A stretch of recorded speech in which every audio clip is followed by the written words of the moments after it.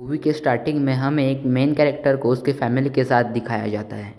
फिर मूवी के main character को एक कॉल आता है। दरअसल मूवी का मेन कैरेक्टर एक पुलिस ऑफिसर होता है। फ़ोन पे उसे बताया जा रहा था कि यहाँ कहीं एक मर्डर हो गया है। जल्दी से उनकी बताई हुई लोकेशन पर पहुँचता है और देखता है किलर वहाँ पर बहुत आराम से बैठा हुआ है और साथ में उसे किलर भी बहुत बीमार लगता है क्योंकि उसके हाथ पे और पूरे बॉडी पे एक एलर्जी थी। अब पुलिस ऑफिसर अंदर जाके एक डेड बॉडी देखता है जिनको बुरी तरह से काटने के बाद बांधा गया था।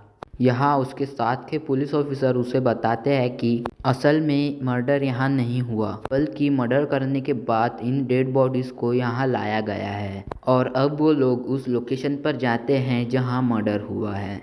वो जगह काफ़ी अजीब लग रही थी। ऐसा लग रहा था कि वहाँ पर किसी ने रिचुअल परफॉर्म किया है। वो लोग वहाँ पर कुछ ऐसी चीज़ें देखते हैं जो कि ब्लैक मैजिक से रिलेट करती है। जिस तरह वहाँ पर कुछ परिंदे थे जो कि मरे हुए थे और वहीं पर एक ऐसा प्लांट भी था जो कि जलने के बाद ऐसा लग रहा था कि वो छोटे छोटे स्कल है। पुलिस ऑफिसर जैसे ही उसको टच करने वाला था तो उसको पीछे से एक और पुलिस ऑफिसर बुला लेता है और यहीं से अभी हमें मूवी में एक जंगल दिखाया जाता है जहाँ पर एक आदमी शिकार कर रहा था। वो पाँव स्लिप होने की वजह से नीचे गिर जाता है और चोट लगने पर वह बेहोश हो गया था। होश आने पर वह देखता है कि एक जंगली आदमी उसका शिकार खा रहा है और अब वो जंगली भी उस आदमी को देख लेता है और जंगली के उस आदमी के करीब आने पर वो नोटिस करता है कि उस जंगली की आंखें एक शिकारी जैसी या फिर आदमी जैसी नहीं थी। असल में ये बातें चोंजो को उसका एक पुलिस ऑफिसर दोस्त बता रहा होता है और दूसरे पुलिस ऑफिसर के बोलने के अकॉर्डिंग अब गाँव में जितने भी ऐसे इंसिडेंट हो रहे हैं वो उस जंगली आदमी की वजह से हो रहे हैं जो उन्हें जंगल में नजर आया था। लेकिन जॉन्जो को उसकी बातों पे बिल्कुल यकीन नहीं था। वो कहता है कि जिन लोगों का मर्डर हुआ है उन लोगों की पोस्टमार्टम रिपोर्ट ऐसा बिल्कुल भी कुछ नहीं कहती और साथ ही वो उसे ये भी कह रहा था कि वो जापानीज आदमी बिल्कुल हमारे जैसा दिखता है। नेक्स्ट डे जॉन्जो को एक और मर्डर की रिपोर्ट होती है और इस बार मर्डर में पूरी फैमिली को मार दिया गया था। वहां जाने पर जॉन्जो को एक मिस्टीरियस लड़की मिलती है जिसने वाइट ड्रेस पहना हुआ था और वो लड़की जॉन्जो से कहती है कि मरने से पहले मैं इस कपल से मिली हुई थी और इस कपल ने मुझे बताया था कि वो जापानीज आदमी एक भूत है और ज़रूर उस जापानीज आदमी ने ही इनका मर्डर किया है। वो लड़की जॉन्जो को प्रूफ करने के लिए उसे घर के अंदर भी लेकर जाती है। वो मिस्टीरियस लड़की पुलिस ऑफिसर जॉन्जो से पूछती है कि क्या तुमने कभी उसे देखा है। पुलिस ऑफिसर उससे कहता है कि हाँ मैंने उसे 2-3 बार देखा है। वो लड़की उससे कहती है कि तुम्हें अभी अपने आप पर ध्यान देने की बहुत ज़्यादा ज़रूरत है क्योंकि अब जापानीज आदमी का तुम और तुम्हारे फैमिली पर टारगेट है। पुलिस ऑफिसर को एक कॉल होती है। पुलिस ऑफिसर कॉल रिसीव करके जब अंदर आता है तभी वो मिस्टीरियस लड़की गायब हो जाती है। दूसरी दरवाजे पे वहाँ पे उसको एक जापानीज आदमी मिलता है और अब जापानीज ने भी उसे देख लिया था। अभी अचानक उस पुलिस ऑफिसर की आँख खुलती है। यहाँ पुलिस ऑफिसर जॉन्जो की बेटी यूजिन की तबीयत बहुत ज़्यादा खराब होती है और उसके बाद वो पुलिस स्टेशन चला जाता है। से वो लोग उस जापानीज आदमी की इंफॉर्मेशन लेने के लिए मूवी के स्टार्ट में दिखाई देने वाले एक हंटर के पास जाते हैं और वो हंटर पुलिस ऑफिसर को एक जगह पे लेके जाता है जहां उसने उस जापानीज आदमी को देखा था। लोग अभी भी उस जगह को पूरी तरह इन्वेस्टिगेट नहीं कर पाते कि हंटर के ऊपर आसमान से बिजली गिर जाती है और उसे पुलिस ऑफिसर हॉस्पिटल ले आते हैं और यहाँ हॉस्पिटल में हमें पहले किलर को भी दिखाया जाता है। उस आदमी का जिस्म बहुत बुरी तरह से मुड़ रहा था और इसी हालत में वह मर जाता है और अब जॉन्जो जैसे ही घर आता है तो वो अपने बेटी को भी वैसा करते हुए देखता है लेकिन वो अपने बेटी पर कंट्रोल कर लेता है। मरती नहीं है बल्कि उसकी हालत और भी ज़्यादा खराब हो जाती है। बहुत ज़्यादा क्वांटिटी में फीसेस खाने लगती है कि पहले वो कभी नहीं खाती थी। वजह से जो उसके माँ को लगता है कि इसके ऊपर किसी घोस्ट या फिर किसी आत्मा का असर है। जिनकी मॉम जो से कहती है कि हमें इसे किसी अच्छे शैमन को दिखाना चाहिए। शैमन एक ऐसा आदमी होता है जो रिचुअल परफॉर्म करके घोस्ट या फिर आत्मा को दूर करता है। जॉन जो उसकी बातें इग्नोर करते हुए पुलिस स्टेशन आ जाता है जहां उसके साथ के पुलिस ऑफिसर उसे एक आदमी के साथ मिलाते हैं।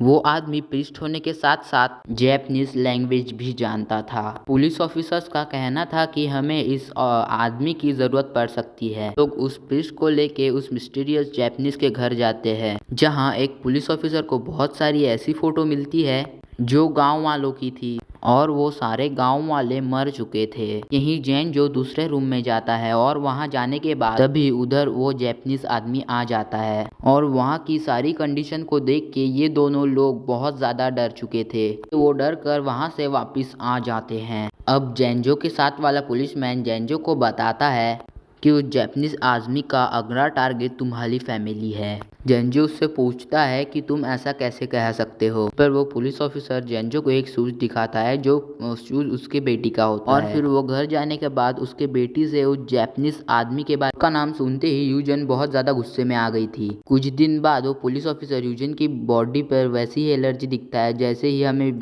मूवी के स्टार्टिंग में किलर के बॉडी पर दिखाई गई थी। जो जल्दी से प्रीस्ट को लेके जैपनीज आदमी के घर जाता है। वो वहाँ मरे हुए आदमी की फोटोज देखने आता है।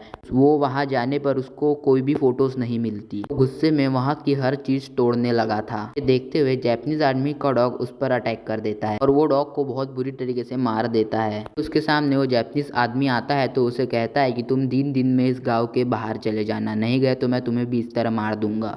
यहीं दूसरी तरफ अब यूजिन की हालत बहुत ज्यादा खराब होती जा रही थी। जो उसके घर में एक शेयरमैन को बुलाता है और उस शेयरमैन को जेंजो के घर पे एक पॉट मिलता है। वो जेंजो को अकेले में ले जाकर कहता है कि तुम्हारी बेटी के साथ जो कुछ हो रहा है वो उस जैपनीज की वजह से ही हो रहा है। वो जैपनीज आदमी कोई इंसान नहीं है। अगर तुम इन चीज़ों से बचना चाहते हो तो तुम्हारे पास सिर्फ 2 रास्ते हैं, या तो तुम्हें रिचुअल परफॉर्म करना पड़ेगा या फिर उस आदमी को जान से मारना पड़ेगा। वो कहता है कि अगर यहाँ पे ऐसा ना किया गया तो जो कुछ तुम्हारे बेटी के साथ हो रहा है वो पूरे गांव के साथ होगा।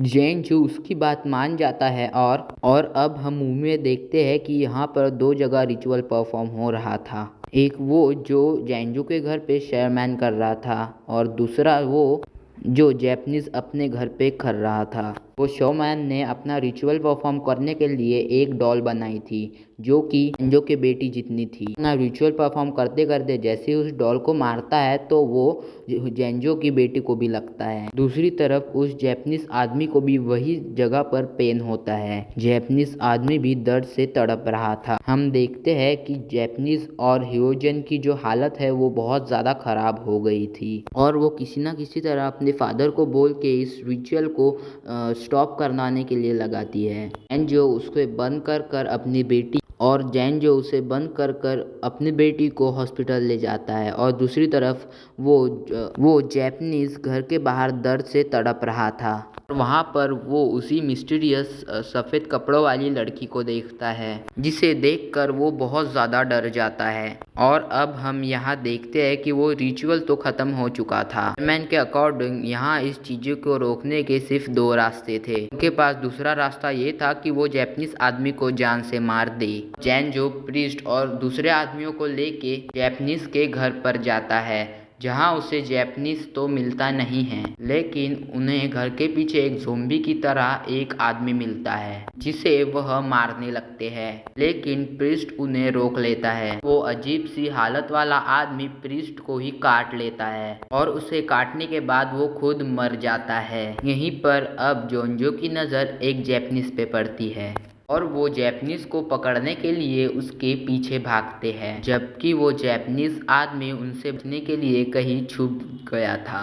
एंजो और उसके लोगों को काफ़ी ढूंढने पर वो नहीं मिलता तो वो लोग वापस आ जाते हैं। और यहाँ अब जैपनीज के पीछे वो सफ़ेद ड्रेस वाली लड़की पड़ गई थी जिसे हमने पहले भी देखा था कि जैपनीज आदमी उससे बहुत ज़्यादा डरता है। आखिर में हम देखते हैं कि वो लड़की जैपनीज आदमी को मार देती है और उसकी डेड बॉडी को वो जेंजो की गाड़ी के कांच के ऊपर फेंक देती है, जिसे देख के जेंजो काफ़ी ज़्यादा डर जाता है और उसे वो डेड बॉडी को वो फेंक देता है। और फिर जब वो घर पे आता है तो उसकी बेटी पहले से काफ़ी ज़्यादा अच्छी हालत में थी। अब जेंजो को लग रहा था कि उस जैपनीज की मरने की वजह से सब कुछ ठीक हो चुका है, पर हालांकि कुछ ठीक नहीं हुआ था।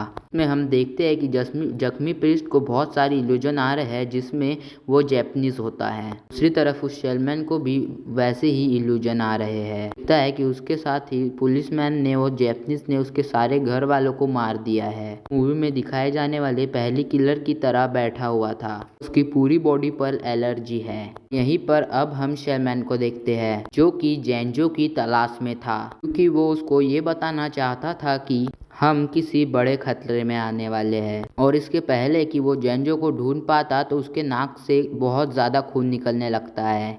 दूसरी तरफ उसे बहुत ज़्यादा खून की वोमिटिंग भी शुरू हो जाती है। इन सब चीज़ों को देख के वो गांव से बाहर जाना चाहता था, लेकिन कुछ मिस्टीरियस क्रिएचर उसे इस गांव से बाहर नहीं जाने देते और वो वापिस गांव में आ जाता है। यहाँ अब जेंजो जैसे ही शेरमैन को कॉल करता है, शेरमैन उसे बताता है कि तुमने जैपनीज को मारकर बहुत बड़ी गलती की है, क्योंकि असल में जैपनीज गलत आदमी नहीं था। तुम्हारे घर के करीब एक सफ़ेद कपड़ों वाली लड़की है, असल में उसके पास ब्लैक पावर है। वो कहता है कि जैपनीज तो हमें उस लड़की से बचाने की कोशिश कर रहा था और उसे मार कर तुमने सारा काम खराब कर दिया है।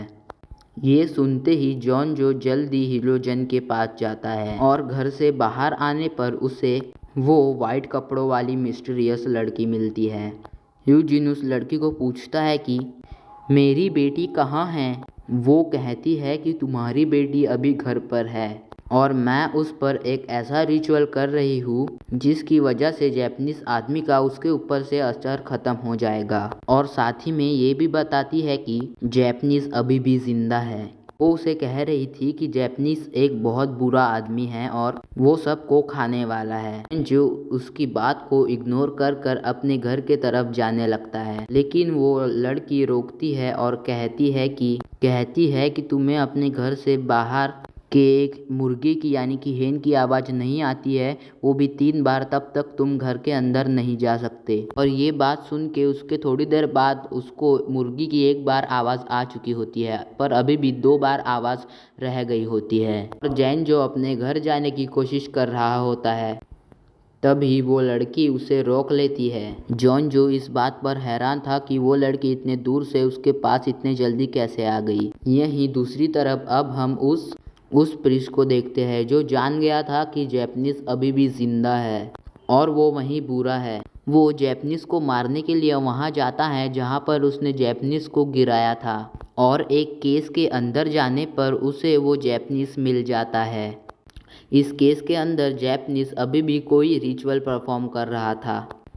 अब यहीं पर हम यूजन को देखते हैं जो कि बहुत सारी फिशेस खा चुकी थी और वो अभी भी फिशेस ही खा रही थी। अब वो अचानक बहुत ही वियर्ड तरीके से अपनी माँ की तरफ देख रही थी और फिर वो अपने मॉम को देखने बाद उनके पीछे जो नाइफ रखी हुई होती है उसको देखती है और फिर वो अपने मॉम को देखने के बाद चाकू को देखती है और फिर चाकू से अपने मॉम का खून करने का सोचती है। पर तभी ये जॉन जो उसकी बात सुनता नहीं है और फिर वो घर पे चला जाता है, घर के अंदर चला जाता है और फिर वो नीज अपने कैमरे से किसी की फ़ोटो निकाल रहा होता है। ये उस प्रिंस की फ़ोटो को निकाल रहा होता है और अभी अचानक से उसके हाथ नाखून बहुत अलग होने लगते हैं और उसके आँखों में से भी बहुत अलग रोशनी आने लगती है और वो काफ़ी ज़्यादा अलग होने लगता है। और ये देख के वो प्रिंस डर जाता है और ये सफ़ेद